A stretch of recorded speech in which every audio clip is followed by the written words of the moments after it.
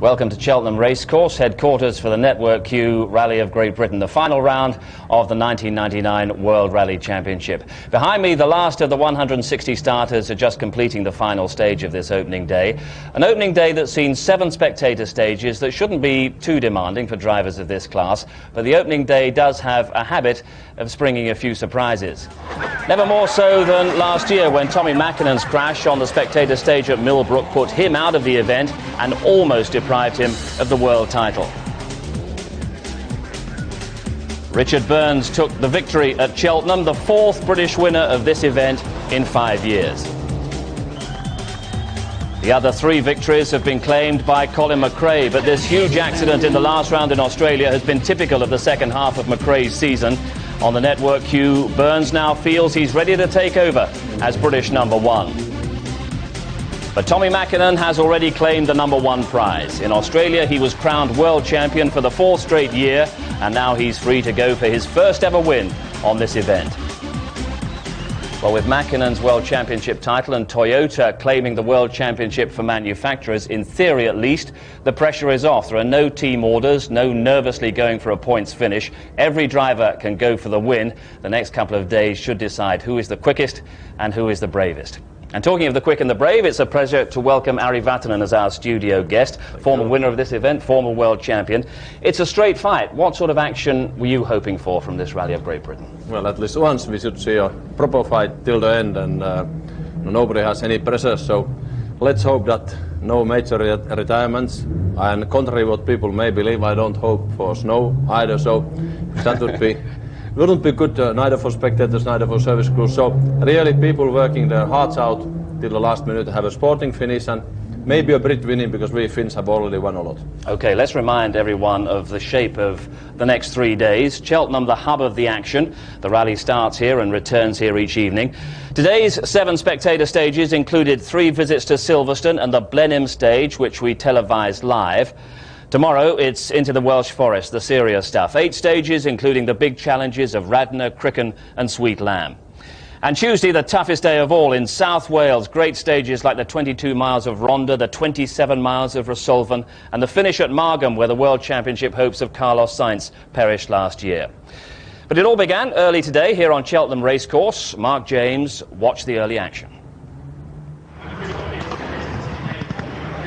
8:30 this morning, and a cold, misty and sleepy Cheltenham Racecourse provided the backdrop to the now traditional opening stage.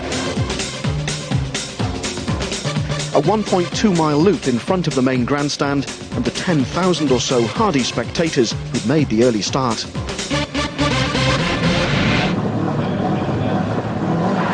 Leg 1 sees the cars running in championship order, and so Tommi Mäkinen was first to start. He and his co-driver Risto Mäkinen sent the joint fastest time on the stage, and so took an early, shared lead.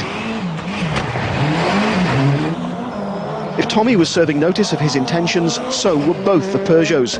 Marcus Gronholm was the driver who equalled Mäkinen's time, while Francois Delacour was just 1/10 of a second adrift.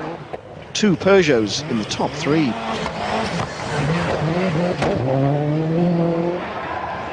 The much-heralded battle between the 2 British drivers saw first blood go to Richard Burns. 4th fastest around the racecourse, 2/10 of a second slower than Mäkinen and Gronholm. 80, slippy braking, 90 left minus, to flat right, slippy, 50, slippy from here on, flat right, 40, fast right minus, tightens. Joint 6th fastest on the opening stage was the Ford of Colin McRae. Despite the fact that he needs to finish after a string of retirements, perhaps McRae was a victim of the dreaded red mist on stage 1. What's more, the team couldn't repair the damage until service after stage 4. The Toyota team are determined to bow out of the World Championship with a win. Didier Auriol and Denis Giraudet were 8th quickest on the opening stage, while Carlos Sainz and his co-driver Lewis Moyer were over a second faster, setting 5th quickest time. The new boy in the team, Martin Brundle, made a cautious start, 20th overall, exactly 5 seconds behind the early leaders.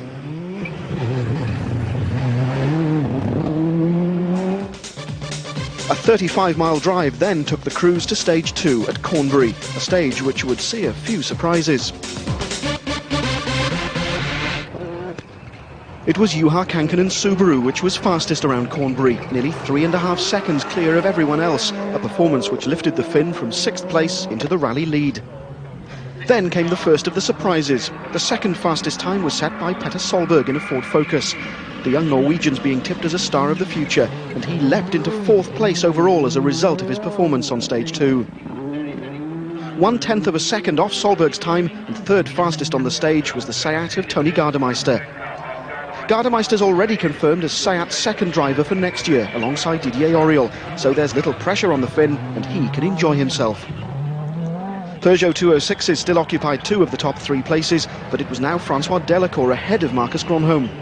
Delacour set 4th fastest time at Cornbury, so was now 2nd overall behind Kankkunen. Then another surprise from another rising star. Estonian Marko Martin was 5th quickest in a privately run Toyota. Martin and Thomas Kitsing were now 9th overall, ahead of many of the World Championship regulars. Bruno Thierry's on his first event for the Skoda team, but already looks to be getting to grips with the big Octavia. 8th fastest around Cornbury, Thierry was 13th overall, over 3.5 seconds ahead of his teammate Armin Schwarz. Stage 2 saw headaches for many of the championship regulars.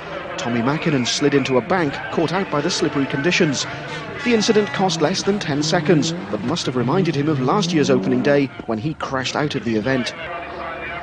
Another victim was Richard Burns, who damaged his suspension on this jump in the stage and then spun, losing 8 places in the process. Colin McRae could only manage the 14th fastest time, the new air conditioning system causing a distraction, but Colin must have been happy enough. He was now ahead of Richard. Stage 2, though, would see the 14 needing the other door for McRae's teammate Thomas Rodstrom. On this occasion, co-driver Gunnar Barth would be the one to feel the cold. And so to Silverstone. Juha Kankkunen set the fastest time on both stages 3 and 4, around part of the Grand Prix circuit and the infield. It's too narrow.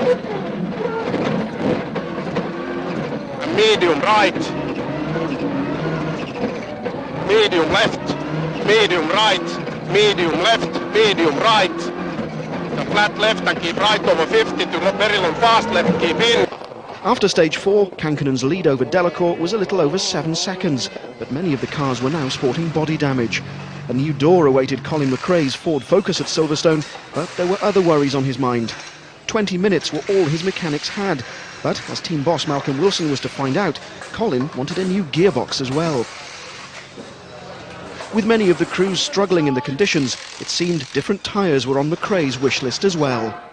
It's extremely slippery and just struggling to get some grip. We're going to take a different tyre choice now to try and improve things, but hopefully it's going to get better. What happened on the first stage? I just slid a bit wide again, lack of grip, and just slid wide and hit a bale. Hit it quite heavily, it was protecting a concrete post, so I hit the door quite hard, but only superficial damage really. We found a problem with the back of the car, which also in Cornbury, one of the jumps damaged something in the rear suspension, and it's been causing it to oversteer and bottom out quite a lot around the Silverstone and the long stages here, so maybe lost a few seconds there, but not a lot. We had a little bit mistake with car setting, suspension setting for this Silverstone long stage on the tarmac. Car was behaving very badly, and that's why we lost a little bit time. And we had some little brake failure as well, but still it's a long way to go. The stage 2 sensation, Petter Solberg, doesn't seem to work too well without co-driver Phil Mills. The 25-year-old got lost in the Silverstone service area. So after those opening 4 stages, it was Juha Kankkunen from the 2 Peugeots of Delacour and Gronholm. Burns in 4th, McRae back in 8th, 26 seconds back after his gearbox problems, his tyre problems, and that first stage off. Stage 5 was our live televised stage at Blenheim, a stage that required accuracy and precision. Qualities that our commentator Tiff Needell found rather elusive in his earlier exploration of the stage. Back to the commentary box for Tiff, where he was alongside Peter Slater. Now, here is a dark horse to win this event. Oh, and he's hit the fence! Oh, we said somebody would.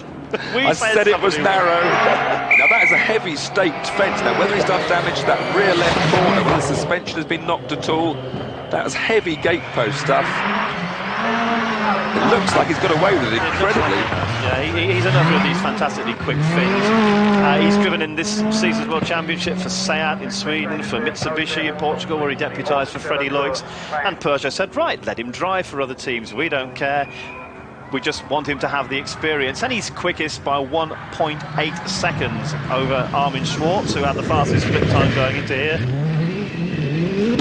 Actually interesting, he's only just 3 seconds behind his teammate at the beginning of this stage, so he could move up into second place if he can take 3 seconds off of Delacour. Lennon Palace in the background and that wonderful view that Randolph Churchill described as the best view in Britain. And Gronholm are heading off now towards the flying finish. Cutting through the penultimate corner. They've been watching you see. They saw you do that. They thought that's the way to go. None of them ended up in the straw bales. Good traction there out of the final corner. The final sprint to the flying finish. 3:53.45. 1.8 seconds. He made up a lot of ground on that last section there. But then these Peugeots, well, pretty good on the tarmac. This is the first of the Ford Focuses that we've seen. Thomas Rodstrom, and this is his first ever rally in Great Britain after 10 years in the sport. And once again, he's fancied to do very well here. And Thomas Rodstrom, of course, sadly won't be in the Ford. He's gone very wide at that nasty little chicane. There's a tree, he just stopped short of the tree towards the end of the run now. And of course, Thomas Rodstrom, he's lost his drive with Ford next year with the arrival of Carlos Sainz. So he's on a rally, sort of hiding to nothing. If he does well, he might attract a drive for next year. But if he does something silly, he could not get a drive at all. So he's got a bit of a knife edge of his career right now. Right, here's Colin with bent door. McRae, who's had a real McRae morning by the sounds of it. Little mistakes, lots of speed. They reckon the Pirelli tyres were quicker in this morning's conditions. They're saying that, of course, they run on Michelin. The Fords run on Michelin, the same as Toyotas and most of the opposition. Colin, more air. That's the best. More air than anyone else. So maybe he's got a different tyre on for this stage. Will it have shown? 44.7 to beat at the first split. McRae stops the clock. No. Half a second the wrong way. Scotland the brave. Here we go. This will be more grass than tarmac.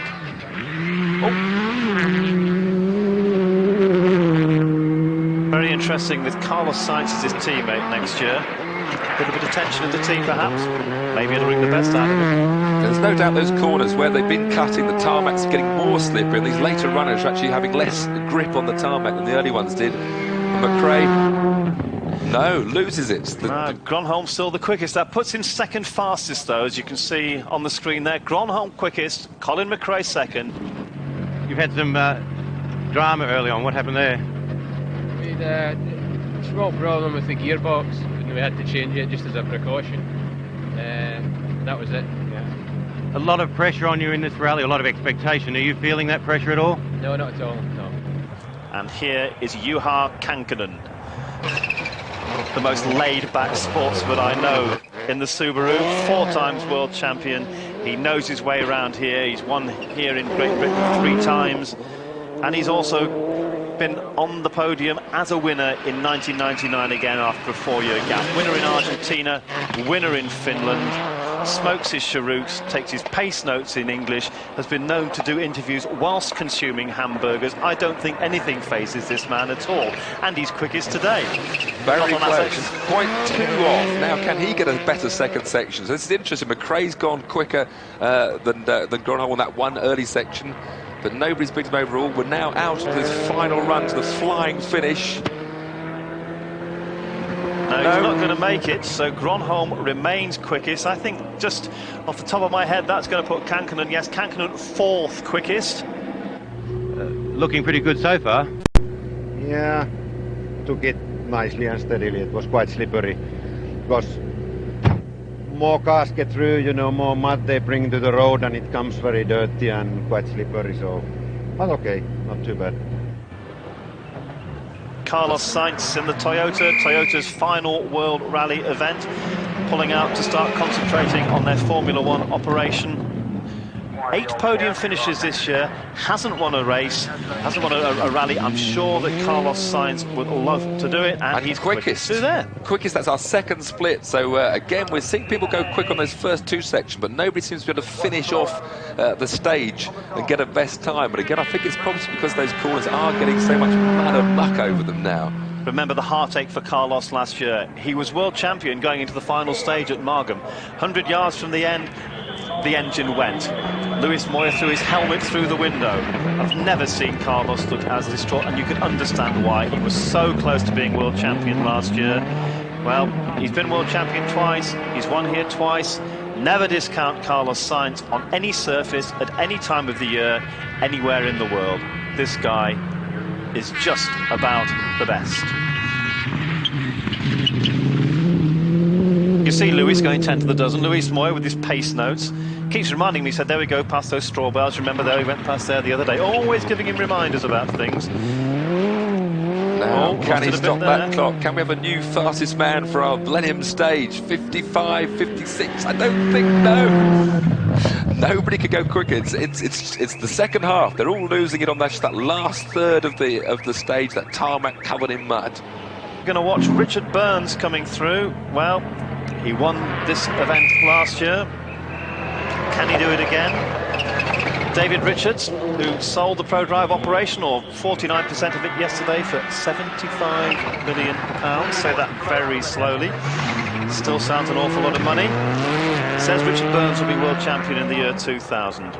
Now, is he quicker? First split coming up. 41, 2, yes, come on, Burnsy. 1.7 seconds quicker on the first third of the stage.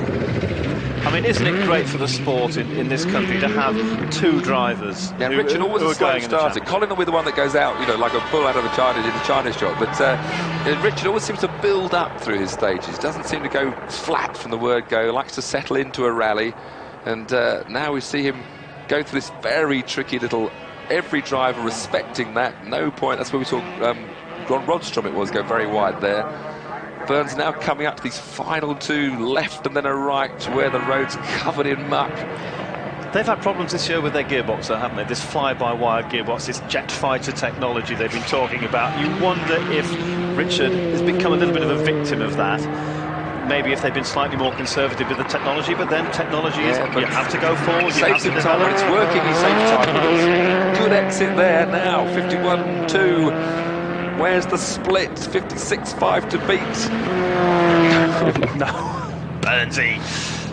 Second quickest, but a pretty impressive run from Richard nonetheless. Still feeling confident? Yeah, we're just happy to get these stages out of the way without any problems. It's really, really greasy, more greasy than I've ever experienced, I think, on these stages. And the important thing is to get through in one piece, be neat and tidy.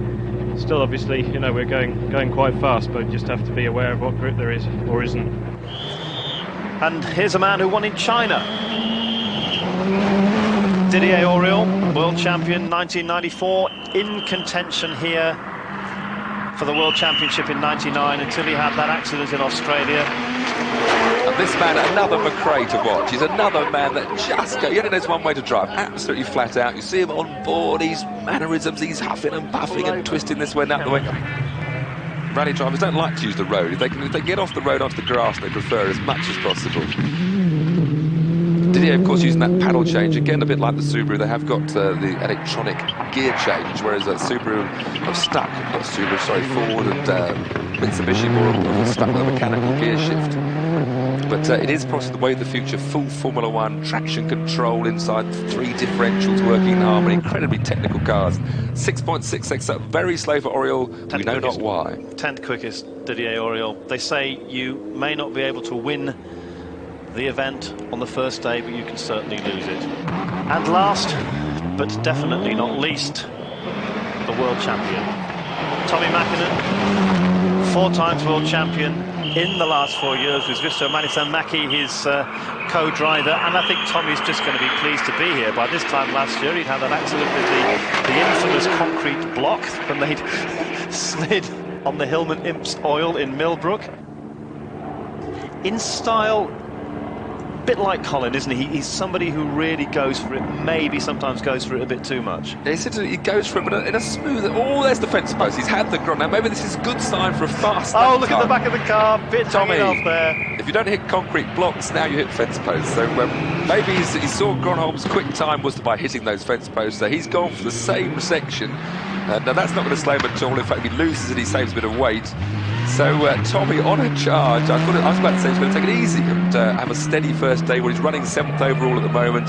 He'll be happy to be there. But the understeer on the car, then it grips and bites, slides wide, and then ripples that fence.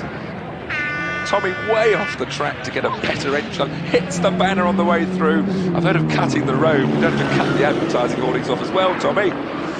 One more corner, a very adventurous run for Mäkinen, almost out of character, I would say. Way off the road. He's doing it TIFF style. Go on, Tommy, I'm impressed. Come on, Tommy. It says 71.2 seconds behind. I don't think he's quite that bad. 8.9 seconds. But he was still slower than Marcus Grönholm, who was quickest on that Blenheim stage. The later starters struggling on the more slippery surface. Burns and McRae putting in strong performances. But it was still Juha Kankkunen out front overall from Delacour and Grönholm. And Richard Burns remaining in 4th. 2 more stages remained. The first of those was the head-to-head Silverstone Special. This morning's pair of stages at Silverstone were, well, just stages. But the Super Special was show business.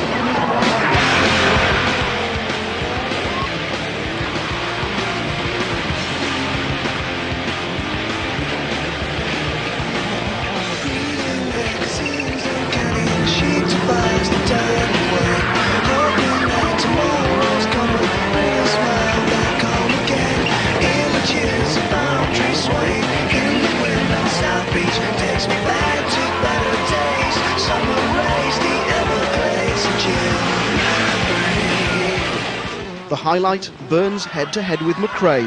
The winner, setting the fastest time on the stage, was Richard Burns.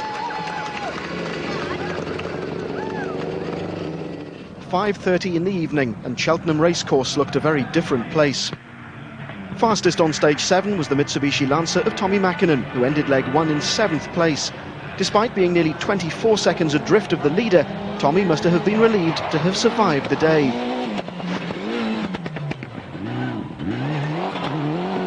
The loudest cheers, though, were for the 2 British drivers.